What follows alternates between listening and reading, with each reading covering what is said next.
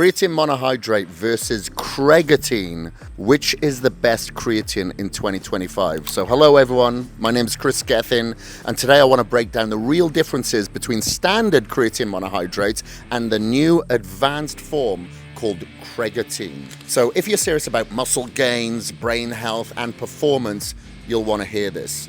So let's start with the classic creatine monohydrate. It's been the gold standard for years, decades. It works for sure, there's no question about it, and it works for most people. However, there are non-responders. It's not perfect. Creatine monohydrate is only absorbed into your cells through a single pathway, known as the sodium chloride dependent creatine transporter, or CRT for short. Now this transporter can get saturated, which means your muscles can only take up so much creatine at a time, limiting obviously your gains. Another issue, creatine monohydrate doesn't dissolve that well. If you put it in some water or in a shaker, you'll notice it settles at the bottom. And this means you often get undissolved particles sitting in your gut, which is why a lot of people, including myself, experience stomach upset, bloating, gas, even diarrhea, especially if you're doing a loading phase or not drinking enough water. On top of that, monohydrate tends to pull extra water into your muscles, causing sometimes a puffy, bloated look. It can cause subcutaneous fluid retention, and sometimes people add several pounds of water weight. About 30% of users experience some kind of stomach issue or fluid retention. But now let's talk about CreGAAtine. This is a next generation creatine that is definitely changing the game around the world. CreGAAtine is a blend of standard creatine monohydrate and guanidinoacidic acid, GAA, which is the direct building block your body uses to make creatine naturally. This combo isn't just clever, it's very powerful. Guanidinoacidic acid is the precursor to creatine. Now the biggest advantage, CreGAAtine is absorbed through 4 different pathways, not just the one with monohydrate. It uses a standard CRT transporter, but also gets into your cells through the GABA receptors, the taurine receptors, and even passive diffusion.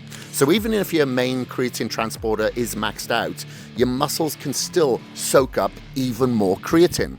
And that's why CreGAAtine has almost 0 non-responders compared to up to 30% with monohydrate. So what does that mean for your results? In clinical studies, CreGAAtine raised muscle creatine levels by almost 17% in just 4 weeks, compared to only 2% with standard monohydrate.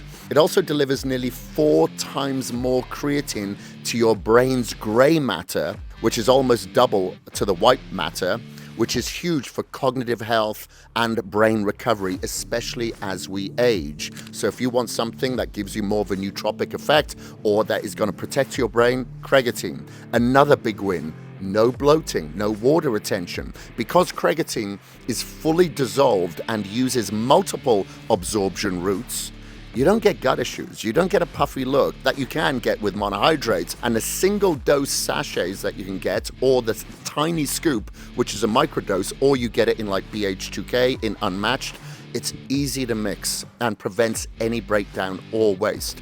By the way, Unmatched is actually about to launch caps as well, so by this video's out, you'll see the caps. Strength-wise, CreGAAtine shines in lagging muscle groups, helping you bring up weak points, break through plateaus. In studies with athletes, it delivered about 20% greater strength gains and better endurance, especially in muscles that are typically harder to grow. There's also the brain benefit. CreGAAtine boosts brain creatine by over 25% in older adults, which supports mental clarity, focus, and even neurological recovery. And when it comes to dosing, CreGAAtine is simple.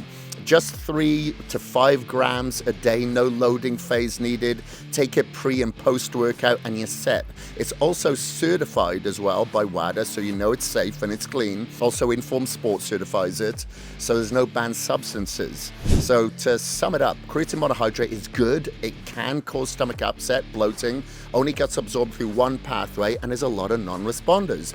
CreGAAtine is basically smarter. It's more bioavailable. That uses 4 absorption routes, delivers more creatine to the muscle and the brain, and eliminates the side effects most people hate.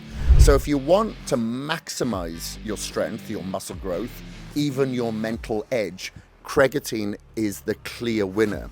So give it like 8 to 12 weeks, track your lifts, track your results, track your recovery, and let me know your results in the comments. I'll put a link down below where you can get CreGAAtine. So stay relentless, kids, and I'll see you in the next video.